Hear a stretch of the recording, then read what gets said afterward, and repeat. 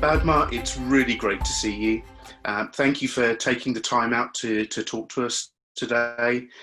We really appreciate that. And it's been great to work with you for now nearly 20 years. But I know for some of the people reading our newsletter, this might even be the first time they've seen you, although there will be some people who you've met before. So I wondered, as a start to this, whether you could tell us a little bit about your personal situation and your background, perhaps a bit of your testimony. Yeah, I love to, and I really appreciate for this opportunity and to just get to, take opportunity to let others know about what I'm doing, also what Genesis and our ministry has been doing. Well, it was 24 years ago. I've been at that time, our whole country was in a chaos. Communist system collapsed. So especially people had a sense of hopelessness, and they were eager to find out something to fill the void which being created by this communist collapse. So trying to find a new hope, maybe ideology or something, philosophy or something. So in that time, the gospel came in, and there were people very hungry, especially I was early 20s, and there are lots of young people who were very hungry about knowing about what really, our life is about. And when we heard Jesus, it was just empty words of philosophy. It was something tangible in it, actually. There was something, a reality in it, and we sense it, and something drove us into himself. And I decided to go to one church gathering as my friend invited me, and I was there among the bunch of young group of students, and something happened to me actually at that time I never had before in my life. There was such a joy and a love poured in my heart. And same time, funny thing is, at the same time, I saw myself how I was a sinful, selfish man was. So these two things are happening in my life, which I never experienced before. I was crying, but at the same time, I was joyful and weeping and repenting. But at the same time, I was very excited about knowing about someone who really cared and gave his life for me. So it was a moment of reborn, or I have to say, it was kind of born again process. It was amazing experience, and it was a face-to-face meeting to God and Jesus, especially meeting him in the cross. So message of cross and worship service was just a blow. Yeah, I was blown away by this. Well, it's changed all my life, turned around my life, and I was a associate professor at university because I was trained as a chemical engineer, and I was practicing teacher, associate teacher to my department. And I found God, and all of a sudden my career changed. I really wanted to serve the Lord. I really wanted to share the gospel to my fellow Mongolians. Something I can't really can't help, just go out, start sharing and preaching gospel. Get involved in evangelism, actually, and evangelism and traveling to rural Mongolia and preaching gospel, and involved in the church planting.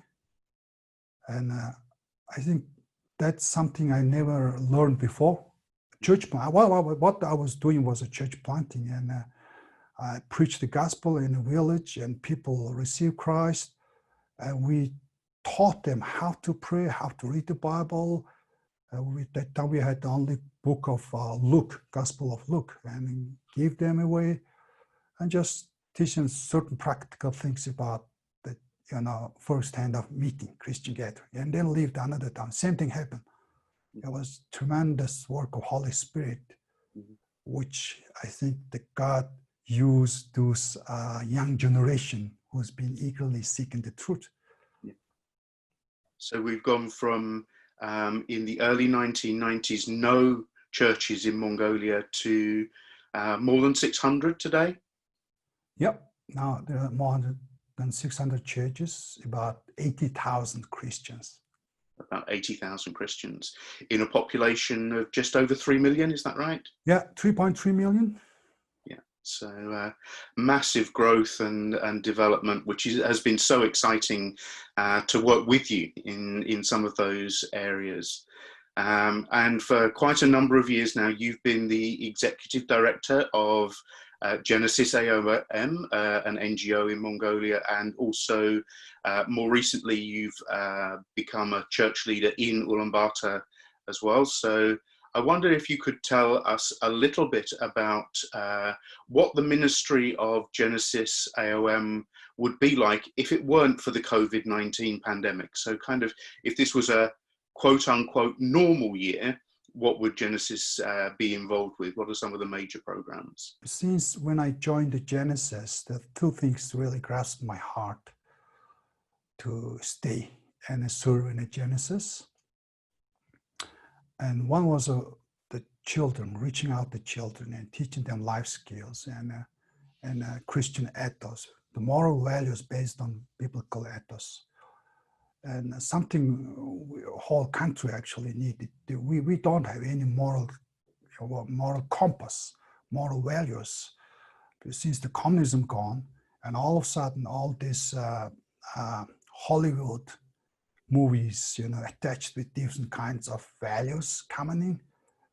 So we were in a whole nation was in a search of the moral compass. So I think in that sense, we really have to teach and pass it on good values to our next generation. And plus, actually, 55% of our population is under 18 years old, which they're going to be sometime in our, the people who build our nation.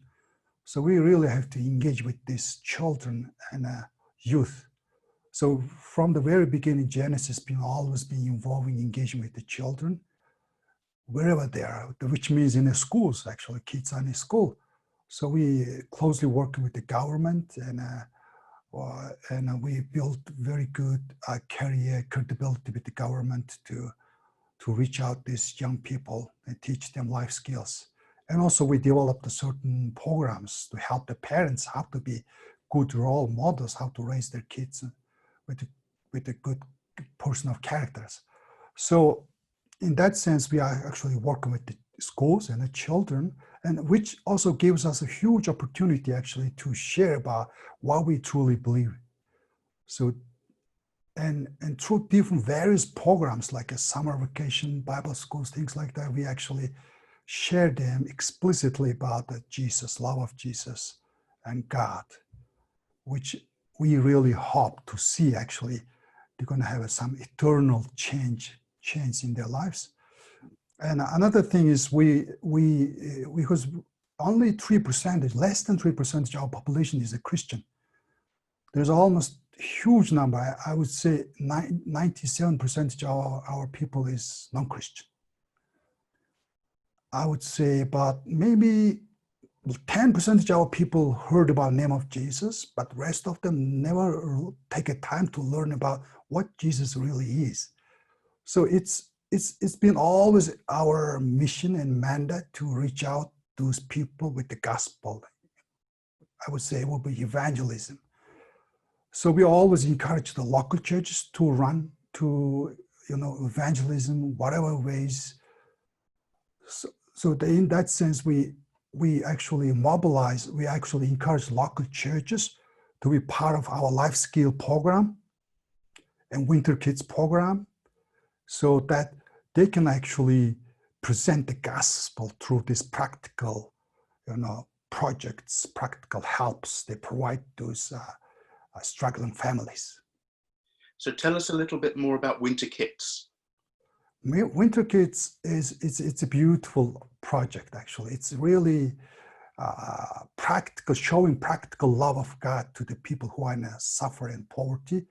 Because here in Mongolia, winter gets very cold. It's about 40 Celsius even in the daytime sometimes, especially in January and December. But kids take it. Yes. Oh yeah, and schools are bit, especially kids who live a bit distant from the school. they have to walk into the school, and maybe take about 30 minutes, or sometimes it's 1 hour to get to the school. And early in the morning, especially in the cold mornings, they will really struggle to. So many kids fallen sick and drop out of the school. So we find that one of the reasons why kids been dropping out of the school was they've fallen sick. And the second thing is because they're struggling with the poverty. Certain families are really struggling to make their ends meet. And even they buy a whole set of winter clothing to just one child is big. I mean, unbearable, almost impossible finance they can't afford to buy. So we start this project, and I think it's Barbara is really sharing our heart. You guys be really sharing our heart. Become a really great advocate back in UK in raising thousands of pounds to help us hear about, over hundreds of kids. So far we actually reached out, helped over 1,000 children, nice. Which these winter clothing sets actually passed on back to their younger siblings as well. And the other programs from Genesis in the normal course of events, we would just have been visiting with you a couple of weeks ago to do some training with your core leaders that then gets shared across the country. And I know that's another thing that is really grips your heart, and it grips mine too, to be able to provide training and development for church leaders who otherwise can feel very alone and isolated. So we were sorry that we couldn't visit this year, but perhaps next year, we hope. Leadership development is always a foremost thing, especially in this young growing church, to have some handful and well-equipped church leaders is such a demand here, especially in the growing, when it was rapidly growing, there was always deficit of leaders. Yeah. And also that's why we're always passionate about training leaders, and you guys coming in also trained over hundreds of leaders together. It's a great privilege for us. We really enjoy the visits. We love the fellowship, even though we are not able to share in one common language. Badmaa, you and I know others with you do a fantastic job of translating for us, and we really appreciate all that goes on, because it's a wonderful dynamic of relationship building between us. Well, it's been always my pleasure and joy to travel together. It's such a fun, and also translating together, it's such a blessing to us as well. Blessing to me personally as well. Fantastic. Okay, well, perhaps we ought to talk a little bit about COVID-19 and the pandemic. And I guess for a number of our listeners and people watching this, they'll have been impacted by COVID-19 in different ways. We've had a number of people in the churches actually suffer from the infection. Many recovered. So, but I'm sure they would be interested to know about the situation in Mongolia, because I think from my perspective, Mongolia is a real success story as compared to some of the countries like the UK and the US, where we are experiencing quite badly the pandemic. But perhaps you'd like to explain the situation in Mongolia and the limitations that you still are under as a result of that. Well, I think Mongolia is one of the country which take one earliest measure when things start happening in late December in China. So we already were under lockdown in almost mid-January actually. So partial lockdown in mid-January started. It still carry on now. It's supposed to be, lifted up by the end of this month, June. But I mean, living in 5 months, one of the very strictest lockdown. All the schools, universities, businesses, and public services, churches been closed down for the last 5 months. Wow. Even though we have a zero community transmission, but we have over 200 cases all transported from overseas. I think these are all well controlled. We have no death rate yet, and I think this lockdown actually had a very bad impact on our local economy, Mm. especially those smaller businesses, family-oriented businesses. Hundreds of businesses gone, actually forced into bankruptcy, Mm. forced to bankrupt. And Tough on them, and it probably means that poverty has been increased as a result of the measures that have been taken.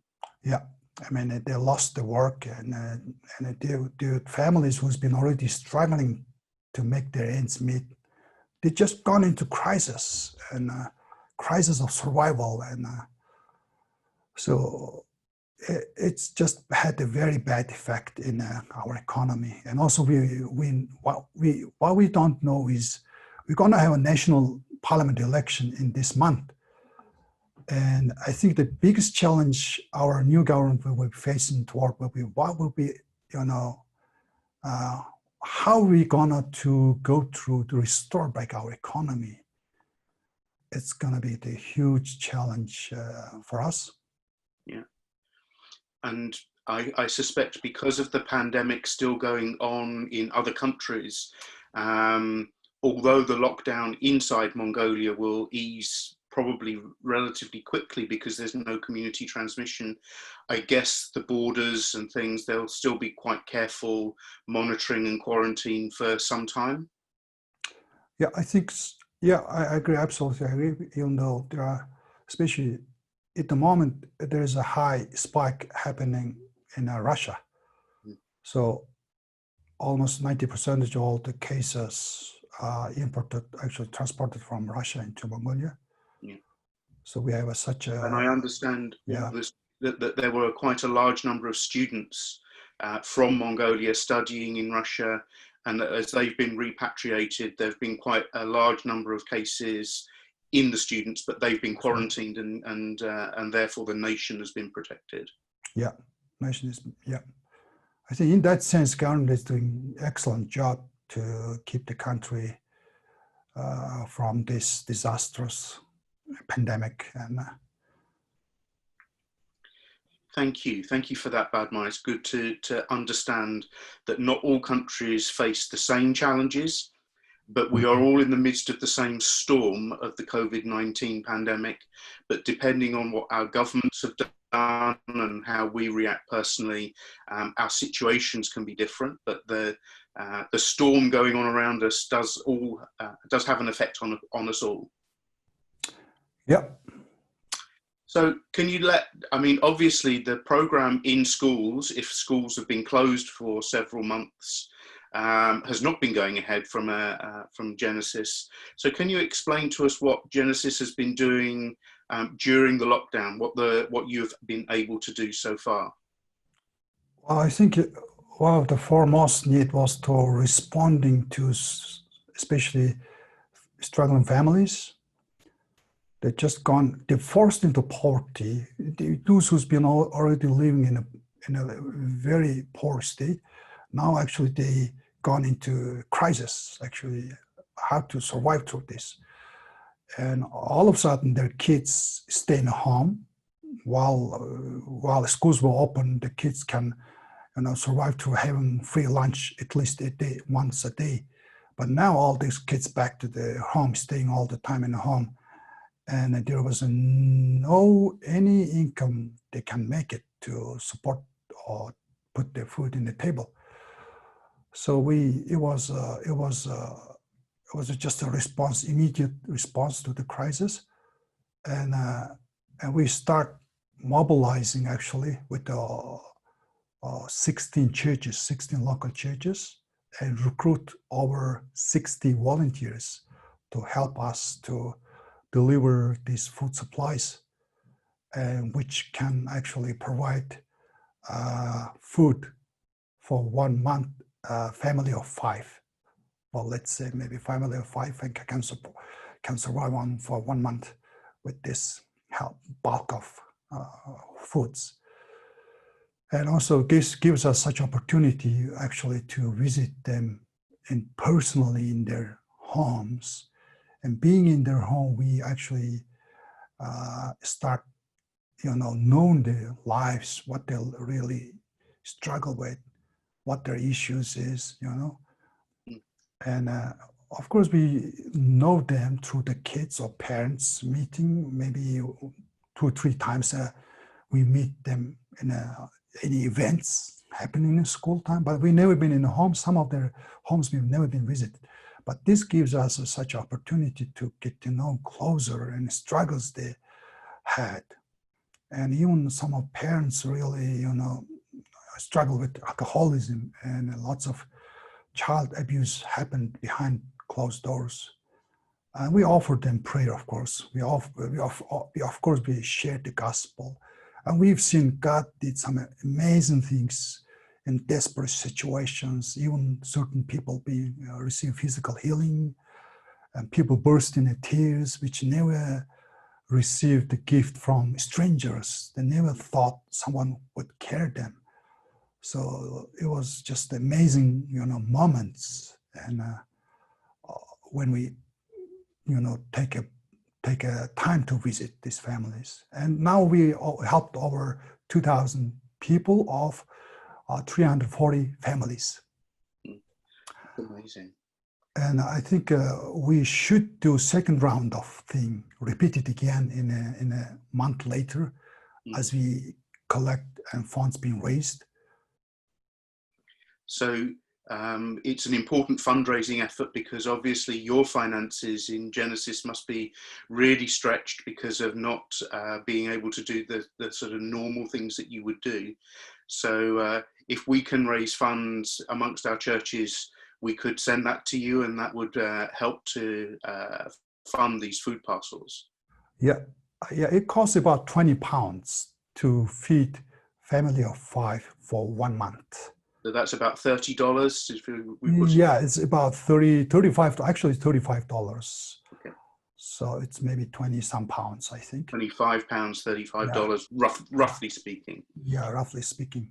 And that's make the whole family of 5 persons to can live it on for 1 month time. And that would be such I even saw one testimony from, I'm not sure whether it was from you or from another church in Ulaanbaatar, where they have a brand new cell group from the people that have been reached through the food. Oh, yeah, that's right. And it was all started with the Winter Kids Project, actually. It was last October.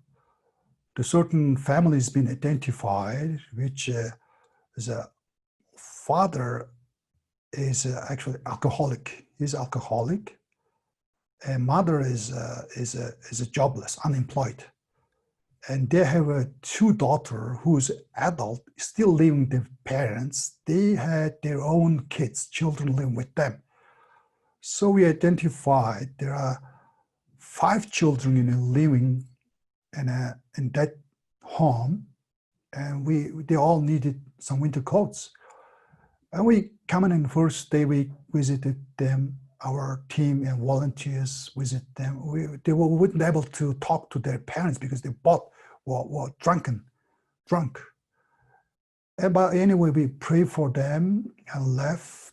And a few days later, we come back again and found out actually that time they were both sober, able to talk to them and pray for them and share about the Jesus. And amazing thing, they just accepted Christ on the spot. And wife became very enthusiastic about Jesus. And she wanted to come back again, asked us to come back again and a few days later, because all she wanted was all of her friends who living in the same neighborhood has the same problem, alcoholic problem and poverty. So when our team come back and a few days later, they found out about dozens of people gathered together, eager to learn about Jesus. And there are a number of people actually received Christ on the spot. And that's the way how they actually start this small cell group. Now there are about 16, 17 adults meeting together from the same neighborhood, learning about Bible and learning about Jesus together. It's still happening. It's a beautiful thing happening there. Fantastic. And also, I understand with Genesis, you've been doing some things online, both for children and for church leaders, just starting on that program. Yep.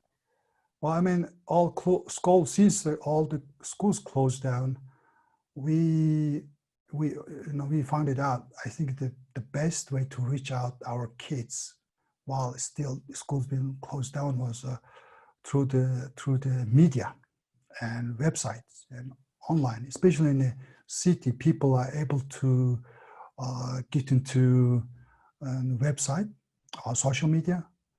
So we thought, why don't we start our kind of studio and record down all our lessons, maybe within a short period of maybe 15 minutes or 20 minutes of discussions, interview formats, or video lesson format, things like that, and make it available to all our parents. The focus, our first target would be parents. Once the parents been touched, and then they can easily to make impact back their kids and children's life. So it's something that we start developing it. So we start some initial tools. I think it's quite, we didn't know what was. It was quite costly actually, buying all these equipments and designing, totally new website, which could be database and it can be accessible from every corner of Mongolia. So make available to hundreds of families actually. So a bit costly. So we can at a very steep learning curve, I think. Oh, it's still learning. It's totally new skill sets actually. We're learning about writing a script, shooting, video, and setting up lights and things like that. I think our team is very excited about this new adventure and make it wider. Our ministers can be actually teachers can be, valuable to so many families. Brilliant. Well, I'm aware that time is getting away from us. So in terms of the next few months as the lockdown eases, what do you think are the main things that need to continue, or new things that you envisage doing in the next few months? Well, before the lockdown happened, we actually had a lot planned in our schedule, actually, yearly planning and ministry. Our life skill program is supposed to expand into another town, which is Erden. It used to be a mining town, which is the second largest town in the whole country. Which is east? That's in the northwest, northwest, Okay. Northwest, quite north side. And actually, the town mayor and the town council somehow they funded our program, and they actually asked us come and visit and run our program for their 2 schools. So that was in our plan. And World Vision was on the other hand, they were actually supporting certain programs. They were they're actually pleased to support if you open up our classes there. Fantastic. So it somehow is halted, but I think the first thing we're gonna do is go into that town and going to select the 2 schools, start our program rolled off. And also there's a biggest mining factory there, which is employed over 6,000 people, copper mining industry. So, and they also learned of our parenting program, because 90% of the employees are male workers. What they found out was, because they really wanted their male workers to be good fathers back their homes, and that would make a huge difference in children's life. So they wanted us to run fathers training, I think, to help these male workers. They already selected over 150 male workers, expecting us to come and give them on training on good fathering, but we locked down and couldn't do that. So this is something we rush and do that hopefully maybe in September or October when lockdown is. That sounds like a big expansion, because the life skills program already reaches quite a large number of children, and I guess in Erdenet it will actually reach hundreds more. So how many children in the last academic year? Obviously we're in a strange academic year this year, but how many children? Because I think it was basically UB and Nalak, is that right? Yeah, it's a Nalak, there are about 500. In UB, in outskirts of UB, is altogether is about 800. So it's altogether 1,300 children's being part of our program and their parents as well. Wow. So it's just not just event. It's just not just one-time event. It happens week to week basis. It's a weekly basis. We visit and do our activities there, engage with the parents, their kids there. And also it's expanding to Nalach to double our program, which we're gonna be another 100, 500 kids, which will be 1,000 children be part of this program. If this doesn't happen, if COVID didn't happen, we already have a double number of children in Nalach as well. So that's, if I add it up correctly, that's probably about 1,800 in any one academic year. And it's been going for a number of years. So if we add it up, it's a really big number of children who've been influenced and their parents, which is really exciting. And we can obviously continue to contribute into that to help with your staffing, because I know you're at full stretch with finances for the staffing for the life skills and values education, and whether that's online or in person in the schools or a mixture of both. Okay, so just to bring this to a close, Badmaa, would you like to share pointers for prayer, just 3 or 4 things so that we know that we can take those things away, and as churches in our prayer meetings and in our individual prayer lives, we can engage with you, join with you in the work by praying for you? Well, I think, we're going to have a parliament election in 2 weeks' time. So new government will be formed, and they have a wisdom to discern the situation, where they would lift the restriction. That will help actually thousands of families to generate income and to restore back the economies. So I think pray for this national election, and government have a wisdom to navigate through this difficult situation.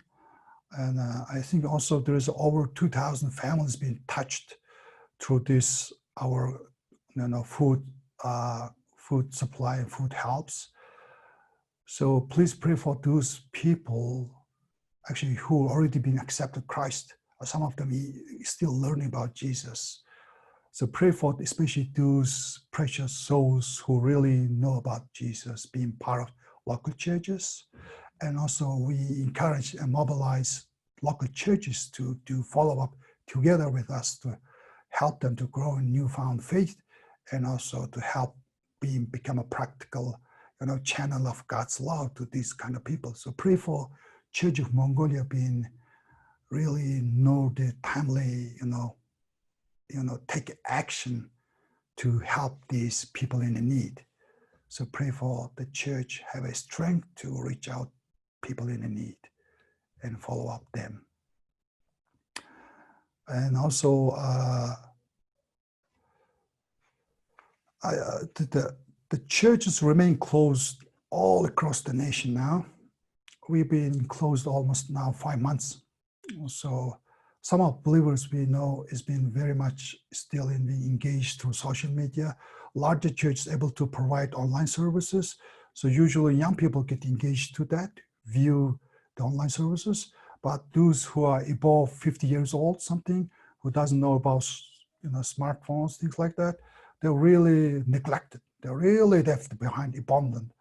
So please pray for these people, especially, and a pastor would know and have a wisdom to how to connect back those his believers and folks. Great.